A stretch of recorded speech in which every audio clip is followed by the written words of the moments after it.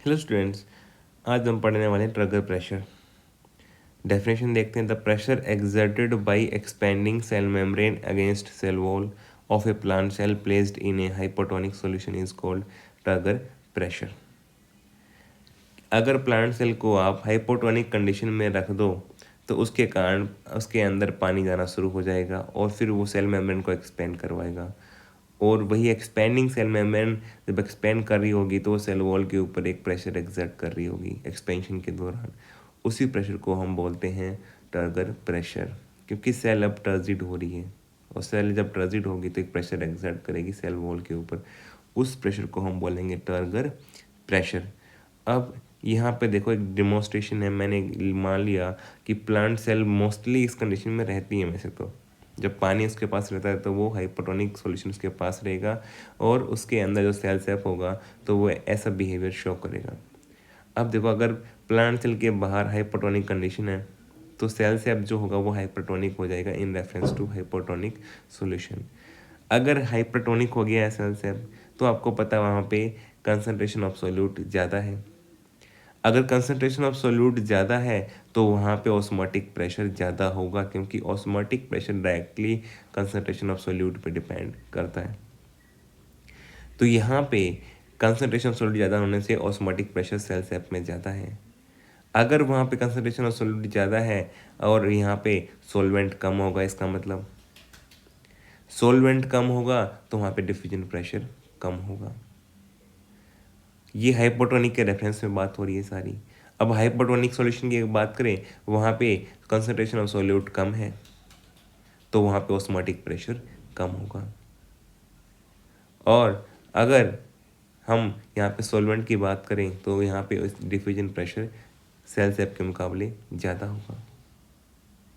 तो हाइपोटोनिक में osmotic pressure तो कम है और डिफ्यूजन प्रेशर ज़्यादा है सेल सेप के मुकाबले। और सेल सेप में डिफ्यूजन प्रेशर तो कम है और ऑस्मोटिक प्रेशर ज़्यादा है हाइपोटोनिक सॉल्यूशन के मुकाबले। तो हमें पता है कि हम ऑस्मोटिक प्रेशर तो सॉल्यूट की कंसंट्रेशन के बेस पे लिखते हैं और डिफ्यूजन प्रेशर सॉल्वेंट की कंसंट्रेशन के बेस पे लिखते हैं। तो इसलिए दोनों को हम एक साथ बता सकते हैं। अब अगर ऐसी कंडीशन है तो हाइपोटोनिक के पास में ज़्यादा डिफ्यूजन प्रेशर है और वहाँ पे ऑस्मोटिक प्रेशर कम है, और सेल सेप के पास में ऑस्मोटिक प्रेशर ज़्यादा है और डिफ्यूजन प्रेशर कम है। तो यहाँ पे हाइपोटोनिक सॉल्यूशन पानी दे सकता है सेल सेप को। जब सेल सेप को पानी देगा तो सेल सेप में पानी आना शुरू हो जाएगा हाइपोटोनिक सॉल्यूशन से। तो ग्रीन सिंबल से मैंने दिखाया कि पानी की एंट्री हो रही है। और अगर ये सेमी मेम्ब्रेन से होगी तो इसको हम बोलेंगे ऑस्मोसिस। तो ऑस्मोटिक एंट्री ऑफ वाटर हो रहा है यहाँ पे सेल सेप के अंदर।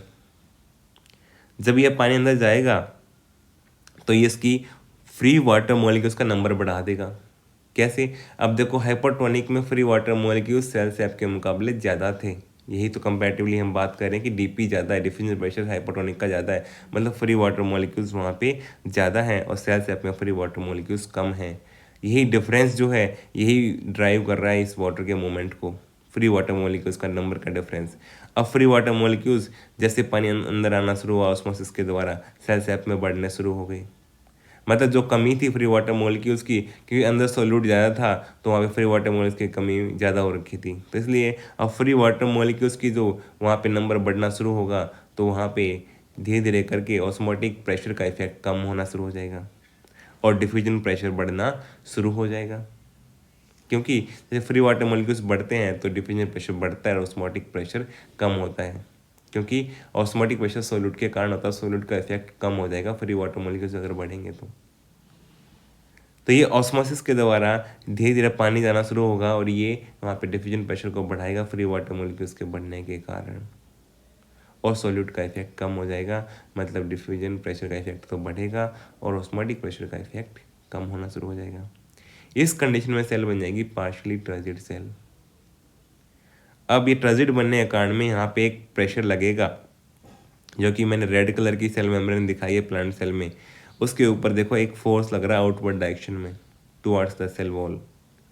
ये फोर्स जो एक्सपेंड कर रही है सेल मेम्ब्रेन वो लगा रही है सेल वॉल के ऊपर एक्सपेंशन करने के लिए, और इस फोर्स का हमने नाम दिया है ट्रिगर प्रेशर, क्योंकि ये ट्रांजिट सेल एक प्रेशर लगा रही है सेल वॉल के ऊपर, इसको बोलेंगे हम टर्गर प्रेशर, क्योंकि ये ट्रांजिट बन गई है। इसी फोर्स का नाम देते हैं हम टर्गर प्रेशर। मगर इसके बाहर सेल वॉल है, क्योंकि ये प्लांट सेल है और सेल वॉल रिजिड होती है, तो इसको एक्सपेंड करने से बचाएगी वो, ताकि ये ब्रस्ट ना हो जाए। तो उसको बचाने के लिए वॉल भी एक फोर्स लगाएगी अपोजिट डायरेक्शन में, जो कि मैंने वॉलेट कलर से दिखाया है। वॉल के द्वारा लगाया गया फोर्स वॉल प्रेशर कहलाएगा, जो कि इसको एक्सपेंड होने से रोकेगा, ताकि ये अपनी लिमिट को क्रॉस ना कर जाए। क्योंकि एक स्पेसिफाइड वॉल्यूम ही अवेलेबल होती है प्लांट सेल के पास में, उतने ही वॉल्यूम को ऑक्यूपाई कर सकती है। तो ये उस वॉल्यूम को क्रॉस ना कर पाए, तो इसलिए वॉल उसको बचा रही है कि वो एक्सपेंड अपनी लिमिट में ही हो। तो इसलिए वॉल के द्वारा लगाया गया प्रेशर कहलाएगा वॉल प्रेशर। इसलिए टगर प्रेशर की वैल्यू हमेशा वॉल प्रेशर के बराबर होती है, बट अपोजिट डायरेक्शन में होगी। टगर प्रेशर बाहर की तरफ लगता है और वॉल प्रेशर इनवर्ड डायरेक्शन में लगता है, तो डायरेक्शन अपोजिट है। अब इस एग्जाम्पल को समझने के लिए से आप मान लो फुटबॉल के अंदर आपने पहले हवा नहीं थी, बहुत कम थी, तो उसके अंदर प्रेशर भरना शुरू किया, तो वहाँ फुटबॉल में देखो एक तो आउटर कवरिंग होती है और साथ में उसके अंदर ब्लैडर होता है। तो ब्लैडर जो होता है वो धीरे धीरे फूलना शुरू करेगा, और जब आप प्रेशर भरते रहोगे तो वो जो उसकी कवरिंग होती है उसके ऊपर फोर्स लगाना शुरू कर देगा, और उसकी हार्डनेस बढ़ती दिखेगी आपको, क्योंकि अंदर जो फोर्स लग रहा है वो एक्सपेंड करवा रहा है उसको, और एक्सपेंड करते करते उसकी हार्डनेस बढ़ती रहेगी। मतलब वहाँ पे अंदर से लगने वाला फोर्स एयर प्रेशर वो बढ़ रहा है, इसलिए वो उसकी हार्डनेस बढ़ती जा रही है। साथ में वो कवरिंग जो है उसको रोक रही है, ताकि वो अपनी लिमिट से क्रॉस ना करे। तो जो कवरिंग फोर्स लगाएगी वो अपोजिट होगा जो एयर प्रेशर लगा रहा है। तो ब्लैडर के द्वारा फोर्स जो लगाया जाएगा उसको हम यहाँ पे माने तो वो टगर प्रेशर होगा, और जो कवरिंग के द्वारा ब्लैडर के ऊपर लगाया जाएगा वो वॉल प्रेशर होगा। तो इसलिए ऐसी कंडीशन में प्लांट सेल जब ट्रांजिट हो जाती हैं तो एक टगर प्रेशर डेवलप होता है, और एक वॉल प्रेशर उसको बचाता है। तो इसलिए वॉल का फोर्स तो इनवर्ड लगता है, टगर प्रेशर आउटवर्ड लगता है। तो जब सेल ट्रांजिट बनती है तभी ये प्रेशर डेवलप होता है, जिसको बोलते हैं हम टगर प्रेशर। अब देखो टगर प्रेशर आपको डिफरेंट टाइप्स की सेल में कैसे देखने को मिलता है, आपको ये चीज़ भी समझनी चाहिए। टगर प्रेशर की वैल्यू आपको ट्रांजिट सेल में पॉजिटिव देखने को मिलेगी, और ये पॉजिटिव रहेगी, जीरो से ज़्यादा रहेगी। जब सेल ट्रांजिट बन रही है तो पहले वो पार्शली ट्रांजिट बनेगी, फिर वो फुली ट्रांजिट भी बन सकती है वही सेल। उस कंडीशन में क्या होगा, फुली ट्रांजिट जब कंडीशन में पहुंचेगी तो सेल के पास में जितनी भी पानी की रिक्वायरमेंट थी वो सारी पूरी हो चुकी होती है, और अब उसको पानी की रिक्वायरमेंट नहीं है। या फिर ये कहें कि जितनी वो स्पेस अवेलेबल था सेल मेम्ब्रेन के एक्सपेंशन और सेल वॉल के साइज में, अब वो सारा ऑक्यूपाई कर लिया एक्सपेंड होकर के सेल मेम्ब्रेन ने, अब वो स्पेस नहीं रहा है उसके एक्सपेंशन के लिए। उस कंडीशन को बोलेंगे फुल्ली ट्रांजिट हो गई है। जैसे कि आप वो फुटबॉल में प्रेशर भर रहे थे, अब जितना वॉल्यूम भर सकते थे ब्लैडर में उतना भर दिया, उससे ज़्यादा भरोगे तो वो ब्रस्ट हो जाएगी। मगर यहाँ प्लांट सेल ये ब्रस्ट नहीं होगी, तो उस कंडीशन में क्या करेगी सेल, फुल्ली रिजिड होने के बाद में वो वापस पानी को बाहर निकालना शुरू कर देगी फिर। तो इसलिए यहाँ पे ट्रांजिट कंडीशन में ट्रगर प्रेशर हमेशा पॉजिटिव होता है, क्योंकि net movement of water inward होता है, और वो एक फोर्स लगाता है उसकी फ्री एनर्जी को बढ़ाने के लिए। और जब भी फ्री एनर्जी बढ़े वहाँ पे डिफ्यूजन प्रेशर बढ़ेगा, तो हम कहेंगे कि ट्रगर प्रेशर की वैल्यू पॉजिटिव होगी। फ्लैशिड सेल कब होगी, जब उसको आइसोटोनिक कंडीशन में रखेंगे। आइसोटोनिक कंडीशन में रखने पे क्या होगा कि अंदर और बाहर डिफ्यूजन प्रेशर सेम होगा, ऑस्मोटिक प्रेशर भी सेम होगा, और इस कंडीशन के अंदर ट्रगर प्रेशर का डेवलपमेंट नहीं होगा, क्योंकि यहाँ पे नेट मूवमेंट जीरो जाता है, जितना इनवर्ड मूवमेंट जाता है पानी का उतना ही बाहर जाता है। इस कंडीशन में ट्रगर प्रेशर जीरो हो जाता है, तो यहाँ पे वैल्यू हम जीरो लेते हैं, क्योंकि नेट मूवमेंट जीरो हो गया। प्लाज्मोलाइज सेल, अगर सेल को हमने हाइपरटोनिक कंडीशन या सोल्यूशन में रख दिया तो उस कंडीशन में सेल के अंदर प्लाज्मोलाइसिस होता है।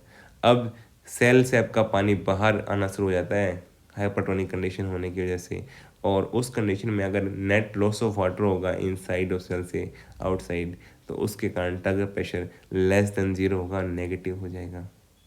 तो प्लाज्मोलाइज सेल के लिए टगर प्रेशर की वैल्यू नेगेटिव हो जाती है। या फिर हमें एक फ्री सॉल्यूशन गिवन है, वहाँ पर भी ट्रगर प्रेशर हम 0 लेते हैं, जैसे कि फ्लैशेड सेल में 0 लेते हैं, वैसे ही फ्री सॉल्यूशन में हम ट्रगर प्रेशर 0 ले सकते हैं।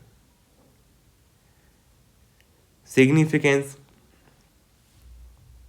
ये extension and growth of cell जो होती है उसके लिए रिस्पॉन्सिबल होता है, क्योंकि जब ग्रोथ हो रही होती है सेल की, जब एक्सटेंशन हो रहा होता है, तो उस टाइम पे ट्रगर प्रेशर का बहुत रोल आता है, क्योंकि जब ग्रोथ होगी तो सेल का साइज बढ़ेगा तो उसमें सेल ट्रांजिट बनेगी, और सेल ट्रांजिट बनने के लिए यहाँ पे ट्रगर प्रेशर का अहम रोल है।